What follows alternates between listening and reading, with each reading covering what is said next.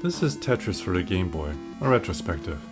So, admittedly, I don't think I actually owned this game until very recently, but of course, like everyone else, you probably played this game at one point on the Game Boy.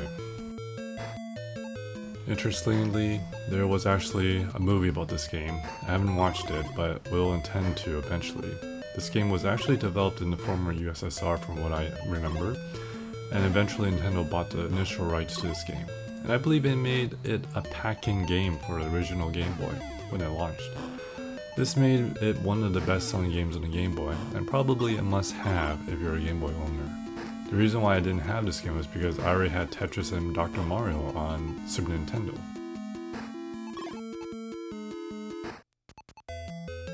So, with anyone not familiar with this game, you get a block that's a combination of 4 blocks that slowly drop to the bottom of the screen and will rest at the bottom or on top of other blocks.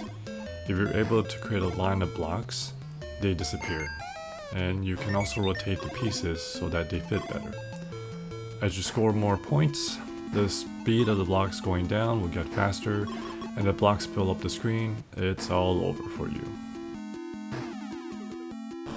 It is a very basic game, but sometimes the most basic games are the most addicting as well. There is a 2-player option, but I think you need the link cable, which of course the Super Game Boy doesn't have.